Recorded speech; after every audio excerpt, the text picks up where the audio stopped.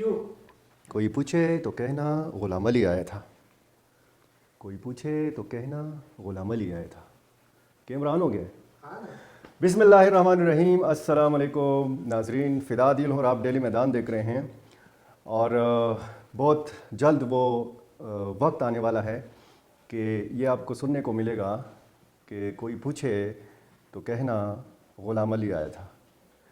हाजी ग़ुलाम अली साहब जो हैं वो गवर्नर खैबर पख्तूनख्वा हैं और उन्होंने अब तक जितने भी खतूत लिखे हैं और जितने भी खतूत उनके सामने आए हैं उन सब में मुशावरत की बात हुई है।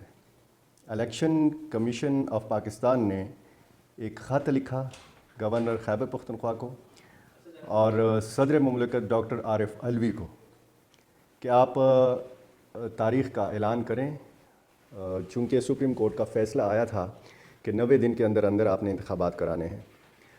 सदर मुमलिकत ने जो तजवीज़ थी इलेक्शन कमीशन की कि 30 अप्रैल से लेकर 7 मई के बीच में आप इलेक्शन का ऐलान करें पंजाब असम्बली के हवाले से, तो उन्होंने फ़ौरी तौर पर वो जो पहली दस्तयाब तारीख़ थी यानी जो तजवीज़ थी इलेक्शन कमीशन की, उन्होंने ऐलान किया कि 30 तारीख़ को इलेक्शन होने चाहिए, 30 अप्रैल को पंजाब में।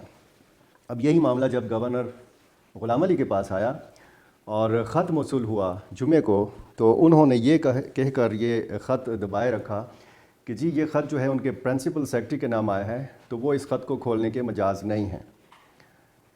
अब हफ़्ता और इतवार छुट्टी होती है, तो हफ़्ता और इतवार की छुट्टी बीच में गुजर गई। पीर को यानी आज बड़ा इंतज़ार था कि गवर्नर खैबर पख्तूनख्वा असम्बली के इलेक्शन की तारीख़ देंगे, लेकिन इस हवाले से तो कोई ख़बर नहीं आई। मज़ीद एक ख़त जो है वो बरामद हो गया और ये ख़त उन्होंने इलेक्शन कमीशन को जवाबी ख़त लिखा है और इसमें भी मुशावरत की बात की गई है। इलेक्शन कमीशन को बुलाया है गवर्नर खैबर पख्तूनख्वा ने 7 या 8 तारीख़ को। अब ये इलेक्शन कमीशन की मर्ज़ी है कि वो 7 तारीख़ को गवर्नर के पास आता है या फिर 8 तारीख़ को गवर्नर के पास आता है, यानी मज़ीद 2 दिन गवर्नर खैबर पख्तूनख्वा ने ले लिए हैं। मौलाना फजल रहमान साहब भी नहीं जानते थे कि वो अपने जिस समधी को गवर्नर के अहदे पर बिठा रहे हैं वो समधी मौलाना साहब की तवक्कुआत से ज़्यादा बढ़कर उनके काम आएंगे, और यही हो रहा है। हम देख रहे हैं कि एक तरफ तहरीक इंसाफ पूरी तरह दबाव डालकर चाहती है कि खैबर पख्तूनख्वा और पंजाब असम्बलियों के इलेक्शंस हों। दूसरी तरफ हम देखते हैं कि सुप्रीम कोर्ट का फ़ैसला आया और फिर ज़ाहिर है कि आइन इस हवाले से क्रिस्टल क्लियर है कि 90 दिन के अंदर अंदर आपने इंतखाबात कराने हैं कि जब असम्बली तहलील हो जाए।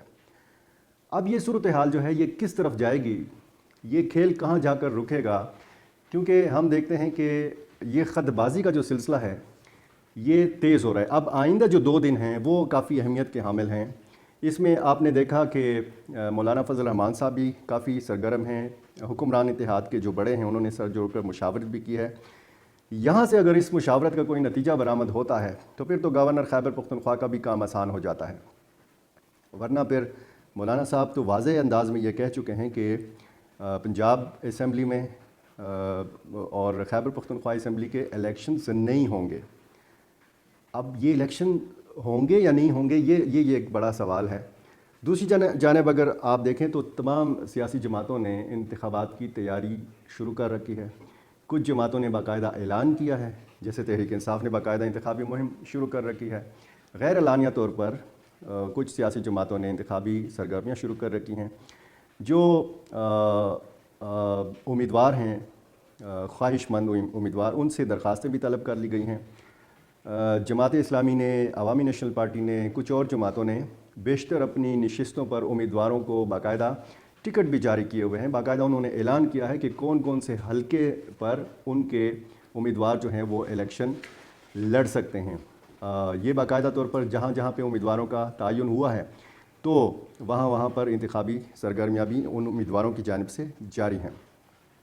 अब एक बहुत बड़ा मरहला जो तहरीक इंसाफ को अंदरूनी तौर पर दरपेश है वो ये है कि टिकटों के मामले पर बहुत ज़्यादा शदीद अंदरूनी इख्तलाफात जो हैं वो सामने आ रहे हैं। चूँकि तहरीक इंसाफ के पास एक एक हलके पर एक से ज़्यादा उम्मीदवार हैं, 3-3, 4-4, 5-5 तक उम्मीदवार हैं, تو ظاہر ہے کہ جب ایک حلقے پر اتنے زیادہ امیدوار ہوں گے تو پھر اس قسم کے مسائل بھی سامنے آئیں گے۔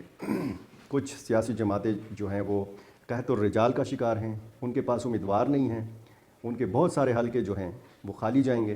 بہت بڑا چیلنج پی ڈی ایم کے لیے یا حکمران اتحاد کے لیے یہ بھی ہے کہ اس وقت جو آپ کو اتحاد نظر آتا ہے، یہ تمام سیاسی جماعتیں ایک دوسرے کے خلاف الیکشن لڑیں گی۔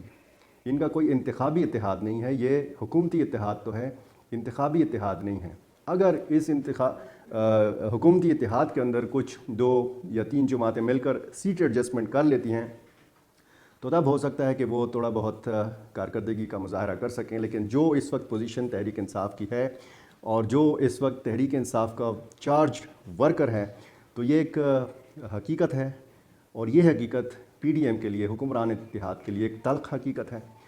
یہ سارے حقائق جب آپ سامنے رکھتے ہیں تو پھر ظاہر ہے کہ گورنر خیبر پختونخوا کی پریشانی بھی سمجھ میں آتی ہے، اور پھر حکمران اتحاد کی پریشانی بھی سمجھ میں آتی ہے۔ ایک طرف آئین ہے، دوسری طرف سپریم کورٹ کے احکامات ہیں، اور تیسری جانب ہم دیکھتے ہیں کہ خط بازی کا معاملہ ہے۔ اب یہ خط بازی کا معاملہ کہاں جا کر رکتا ہے، آئندہ 2 دنوں میں پتہ چل جائے گا کہ گورنر خیبر پختونخوا جو بظاہر تو بڑے سیدھے سادے انسان ہیں، بہت سادگی سے بات کرتے ہیں، لیکن ایک منجے ہوئے سیاسی کھلاڑی ہیں، یہ ماننا پڑے گا۔ وہ جس طریقے سے اب تک کھیل رہے ہیں، اور اب آنے والے جو 2 دن ہیں ان میں وہ مزید کیسے کھیل پائیں گے، تو ہو سکتا ہے کہ 2 دن بعد سب یہ کہنے پر مجبور ہوں کہ کوئی پوچھے تو کہنا کہ غلام علی آیا تھا۔